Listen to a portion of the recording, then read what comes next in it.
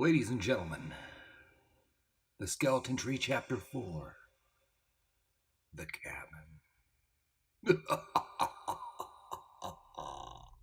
Three chairs are set out on the point around the wooden saint.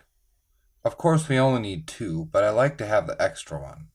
I imagine this is where we'll be sitting when someone comes to save us. He will be so surprised to see us alive that he will just stand and stare with his mouth open. I'll gesture towards the empty chair and say politely, "Hello, won't you please sit down?" I can picture it clearly, even what our rescuer will look like. He will have sandy-colored hair and a brown cap and dark sunglasses. That's the way I see him. If he ends up looking different, it doesn't matter. I sometimes imagine things so clearly that I convince myself that they will happen. Pinned to our fridge back home is my second-grade report card signed by Miss Lowe. She wrote, "Christopher has a vivid imagination. I think he will be a great artist one day, perhaps a writer." Underneath, she added a different thought. "Christopher has trouble making friends." I laugh now when I remember this. In our first days in Alaska, I thought I would never be friends with Frank. It was late in the afternoon when we came down to the sandy beach. I kicked off my pink flip-flop, only to find that the sand scraped my blisters like a cheese grater. I limped like an old man. But I was glad to be out of the woods and down from the cliffs. Along the mile-long beach, waves collapsed in a creamy foam. A flock of sandpipers raced back and forth at the edge of the water as though afraid to get their feet wet. Frank walked where the sand was firm and damp, and his shadow stretched across the beach like a stick man. I stayed higher up, where thousands of logs, whitened by the sun, made a giant's boneyard. It was such a wild place. In Vancouver, city workers raked the sand every day and rearranged the logs into perfect rows. My father would wear a suit to go beachcombing, his tie flapping in the wind. Sometimes he talked like a pirate. "Come along, matey. There's treasure for the finding." He would make a game of turning junk into pieces of eight. But I expected to find wooden chests brimming with gold and always went home disappointed. All the stuff that Uncle Jack had talked about lay scattered across the sand. We found fishing floats and tangles of rope, bottles and buckets and all sorts of plastic things. But everything was covered with barnacles and weeds, and most of it was smashed into pieces. We hurried from one thing to another, shrieking and pouncing like seagulls. For a little while we were just two kids having fun on a sandy beach, but then the things became depressing. The endless number of them, the stories they whispered. It was strange to think that all the junk that had been important once to people who were probably dead. I had seen the tsunami on TV, whole cities swept away, people running for their lives, people trapped in cars or perched on rooftops. I had seen the enormous masses of debris wash down flooded streets and out to the sea. Now those same things lay scattered all around me. I collected bottles to fill with water, and more shoes than I could ever wear. There was not one that matched another, but I found two that I liked, and I kept another 4 for spares, carrying them around my neck on bits of rope. "Watch for lighters," said Frank, as though I wasn't already doing that. But there were fewer than I had expected, and they were rusted and brittle, ruined by salt or sunlight. Though I could still see butane sloshing inside when I held them up, they were useless. At the end of the beach, a rocky finger stuck out into the sea. Along its back, like hackles on a dog, stood a few tall trees that swayed in the wind. A bald eagle came soaring above them, and behind the eagle came a raven, shouting crow-like cries. It swooped at the eagle's head, turned and swooped again, hurting that huge bird through the sky. Frank stopped to watch them pass. Then he sat on a log near the end of the beach. If he was settling down for the night, he wouldn't say so. Not Silent Frank. So I kept walking, thinking I would cross the narrow point and see what lay ahead. I stayed among the logs until I saw an animal trail leading up through the bushes. Then I ducked under the drooping branches of a half-fallen tree and stood again to step over the last log. And I stopped with my foot in midair. Pressed into the sand right in front of me was a human footprint. It wasn't freshly made. The edges had crumbled, and a few brown tree needles collected inside of it. Shielded from wind and rain, it might have lasted for a long time like footprints on the moon, but for sure it must have been made after the winter storms had passed. Sometime in the spring or summer, someone had walked along the beach just as I had. He had crawled under the branches and stepped over the log, headed for the trail through the forest. I shouted at Frank, "Somebody's here!" Then I followed the man's forgotten shadow, stumbling in the sand because I hurried. I sprawled face down in the old footprint, got up and ran to the head of the trail. There in the black dirt of the forest I found another footprint, preserved in hardened mud. My mysterious man had hacked his way through the forest with an axe or knife. His trail was overgrown with salal bushes, and I had to force my way through. I passed huge trees that must have been centuries old and came to a small cabin in a clearing, a tiny house in the woods. Held down with ragged bits of fishing net, a sheet of clear plastic covered the driftwood single roof. Another square of plastic made a pane for a small window, but it was boarded over with scraps of wood. The cabin felt empty and forgotten. It felt haunted. "Hello?" I called. "Hello?" There was no sound from the surf, no sound from the wind, but puffy breaths of air made the plastic ripple on the roof like the skin of a breathing creature. I rounded the cabin's corner. I saw the door was partially open. It had hung on hinges made of rope, but two were ripped apart, and the door sagged like a broken arm, swinging in the wind as though it was trying to close itself. I held my shoes and water bottle in one hand. I put my head around the door and staggered back in surprise. A huge black raven hung upside down in the doorway. Bound in loops of red wire, it swung in front of me, turning slowly. I had never been so close to a raven. Nearly as big as a Thanksgiving turkey, it must have stood almost 2 feet high. But its feathers were tattered, and the poor bird looked as ancient as a mummy. As it turned, I saw the back of its head where the feathers were ruffled and matted. I saw its beak. I saw its face. It had no eyes. I gazed right into empty holes. But in a ring around each gaping socket where the feathers were tiny and sparse, the skull showed in a white line that made it seem as though the raven was staring at me. I heard Frank coming up the trail, thrashing his way through the bushes. He came in a huge rush, eager to see what I'd found. With his jacket fluttering behind him, he sprinted across the clearing. He ran right up to the cabin, pushed me aside, and wrenched the door wide open. The dead raven whirled on its wire. To Frank, it must have seemed that something had leapt from the cabin to get him. He nearly screamed as he raised his arm to shield himself. Black and ragged, the raven hurtled towards him, then turned away and swooped again. Behind us, another raven appeared. With a whistle of wings, it came flying through the trees like a small shadow broken loose from its larger ones. It settled onto a branch that bent with its weight, and carefully folded its wings and tilted its head to look down. Clearly embarrassed by his fright, Frank swore at the dead raven. He snatched a stick from the ground and hit it. The bird reeled across the doorway, spinning on the end of the wire. It swung into the cabin and out again, and above us the watching raven began to clamor and shout. Frank grunted as he raised the stick and brought it down. Little feathers fluttered all around, and the dead bird spun faster while the living one screamed in the treetops. Then the wire broke and the black corpse tumbled to the ground. Instantly the screaming stopped.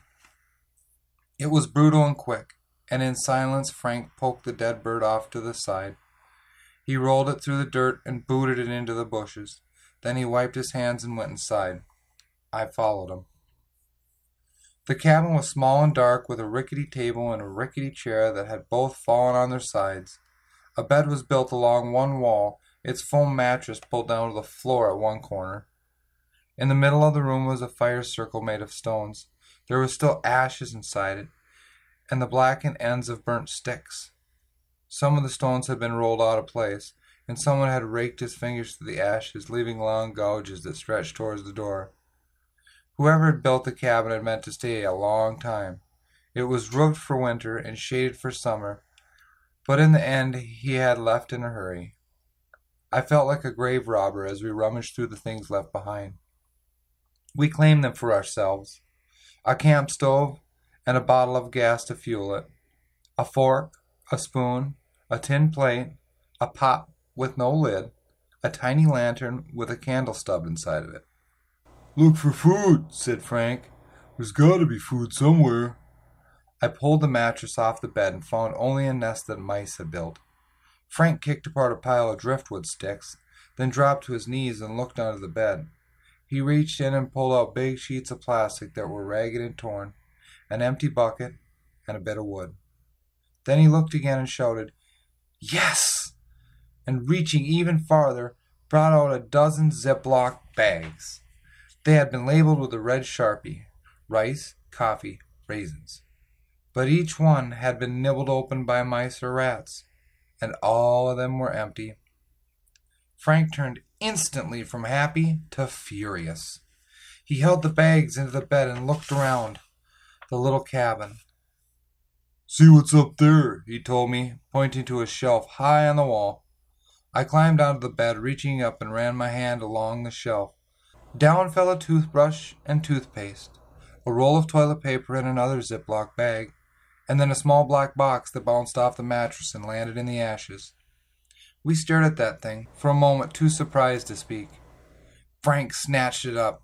He held it tightly as though he had captured an animal that might try and struggle away. "It's a radio!" I cried. "No kidding, Marconi." It was almost exactly the same as the one that Uncle Jack had tossed to me in his last moment. "Here, let me try it," I said. I jumped down from the bed, but Frank turned aside to shield the radio. He pressed a button on top, and a red light came on. Numbers lit up on a small gray screen.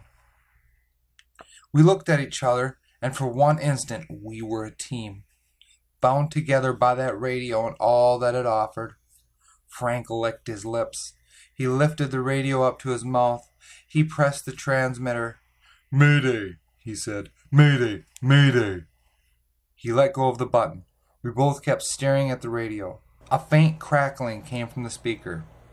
"Squelch," I said, mimicking what Uncle Jack had taught us. "Turn the shut up," snapped Frank. "I know what I'm doing." He turned the knobs for the squelch and volume, and the sound became a roaring hum. Then he called again, "Mayday, mayday." A woman answered. Her voice was faint and crackly, but oh, so wonderful. "Station calling Mayday. This is U.S. Coast Guard radio." I grinned at Frank. He grinned at me. Both of us grinned at the radio. We were like a pair of chimpanzees, all teeth and foolishness.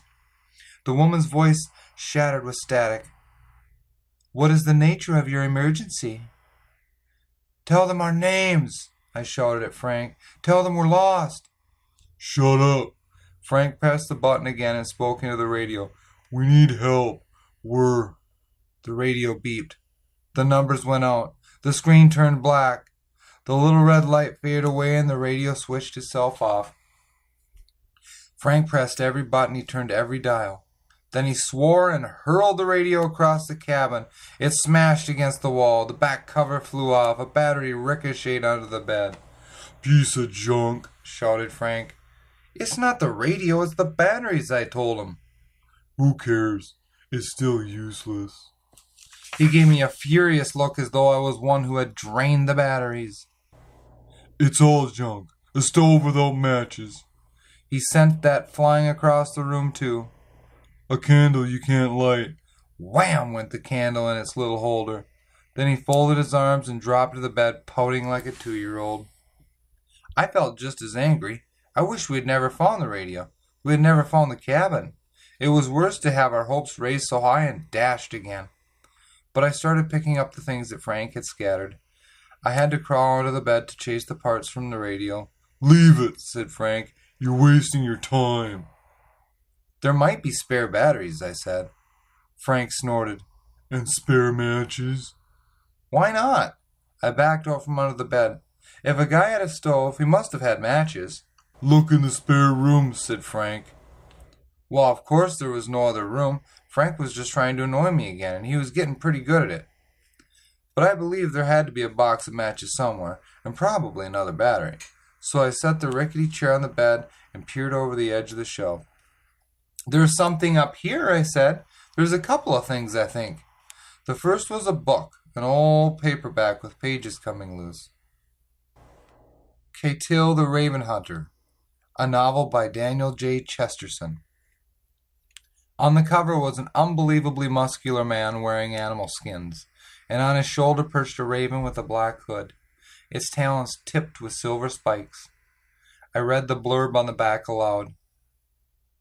Left as a baby to die on a mountainside, Catil was rescued by ravens, taught to hunt like a raptor, to think like a bird of prey. He grew up with one ambition, to find the man with yellow eyes, the man who'd killed his father. That sounds pretty good, said Frank. What else is up there? I looked again. At the very back of the shelf was a box made of orange plastic. Frank snatched it from my hands and flicked the little latches. A bunch of junk, he said, and dropped it on the mattress. I got down and picked up the box again.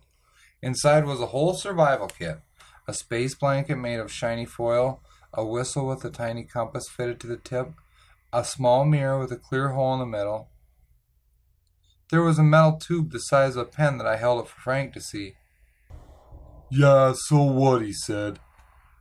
It's a flare gun, I told him. You think I don't know that? He was so angry that he looked ugly. There's nothing you know that I don't know. But there's a flare, too.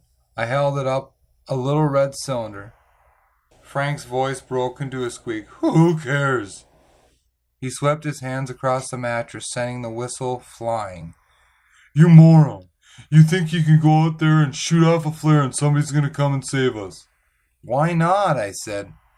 Because nobody's there. I tried not to let him bother me. The world's not all that empty, I said. There's ships and planes and stuff, and somebody's going to come by. They're probably searching for us already. Don't be stupid, said Frank. It'll be weeks before they even know the boat's missing. They won't have a clue where to look. There are thousands of miles, and they can't search every inch. It would take forever. So what do you want to do? I asked.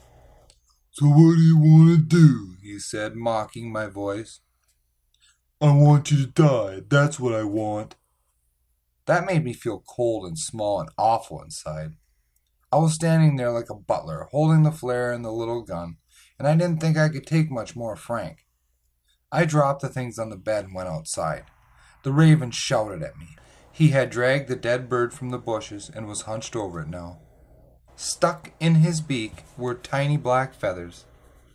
He thrust out his head, puffed his wings, and shrieked at me. He seemed a cruel thing, the little cannibal busily chewing away at his dead companion. He had covered the ground with bits of red insulation pulled from the wire. It was obvious that he was telling me to keep away, so I held up my hands as I stepped around him. Okay, I said. He swiveled his head to watch me with his black eyes. To my left was the trail coming up from the beach. To my right, another path led into the bushes. The branches on either side nearly met in the middle, but I could see that the trail had been used many times. There was a rut worn into the ground. I took that trail through the forest, twisting between the trees that led me toward a narrow finger that I had seen from the beach. The sound of the surf growing louder, I came out to a small meadow surrounded on three sides by the sea. Yellow grasses bent in the wind, and a lonely tree stood black and gaunt against the clouds. Storms had shaped its trunk into a twisted cord, its branches into spidery fingers. Black with age, almost bare of needles, it looked like a crippled old woman, a hag dressed in fluttering shreds of moss. Squinting against the glare of the setting sun, I saw 4 wooden boxes set in the crooks of the branches. Made of cedar planks, they looked nearly as old as the tree. Spotted with lichen, turned silver by sunlight, they were slowly disintegrating. 2 had split open. Their ends had caved in. I could see leg bones and ribs inside, and the round top of a skull. They were coffins. In the red light of the sunset, I felt a cold chill. I thought of the skeletons sleeping together in their separate boxes like astronauts in a spaceship or something. I backed away slowly, through the shadow of the tree where it sprawled across the grass. Then I turned and ran to the cabin. The raven was still on the ground, tearing now at the wire that bound the corpse. Again he raised his head and spread his wings. He opened his beak so wide that I could see his tongue inside, a little orange dart. He made a strange sound that rattled from his chest, as though he was trying to speak. He was big enough to seem threatening. I was wondering how to get around him when Frank came up the trail from behind the sandy beach. At that moment the raven lifted into the air and flew away between the trees. Frank was angry. "Where did you go?" he said. "Out there," I told him, pointing down at the other trail. "There's a tree with coffins in it, and there's skeletons inside them." He looked doubtful. "Show me," he said. "It's nearly dark," I told him. "So what?" He tossed his hair aside. "You scared?" I hated the way he smirked. Yes, the skeletons had scared me, but I wouldn't admit it. "Let's go," I said. By the time we reached the meadow, the sun had gone down. Beyond the forest, a jagged mountain rose like a crouched giant, and the skeletons rested unseen in their boxes under a purple sky. Frank stepped towards the tree. I had sudden fear that he would break off a branch and start bashing at the skeletons. But he was solemn and serious. He walked twice around the tree without speaking, his feet shuffling in a slow funeral march. Then he stopped, with his hands on his hips, and stared up at the coffins. The highest one was so small that it must have held a child. A lower one had broken open, and scraps of cloth hung from the box like cobwebs. I saw the skeleton inside, stretched out on its back with its skull tipped sideways as though it was staring across the sea. Frank went closer, but I wouldn't move. He noticed and laughed. "Are you scared?" he said. "No," I told him. "It's just creepy." "Why?" said Frank. "It's just a cemetery. There's so much rock and stuff. This is how the Indians used to bury people. They're just old bones." "That used to be people." "So what?" Frank tossed his head. "Everybody dies. I'd rather be put in a tree than buried in the ground. Who wants to be eaten by worms?" "Who wants to be pecked by birds?" Frank shrugged in his annoying way. He went right up into the tree and touched its black bark. He ran his hand along the trunk. "What sort of tree is that?" I asked. Frank stared up through the branches. He looked at me, then walked away. "It's a skeleton tree, moron." The wind was fading. The sea was becoming calm. Waves breathed up against the shore, and a seagull cried as it flapped its way home. But these were the sounds I barely noticed anymore. A background hum like traffic in the city. So I heard quite clearly the little scratch and shuffle that came from the tree. In the fading wind, it could not have been a creak of branches. It was something scraping on the wood, something scratching. As I turned to follow Frank, I noticed something strange. In the shadows of the open coffin, I could see the skeleton's gaping eyes. It had turned its head to peer down at me.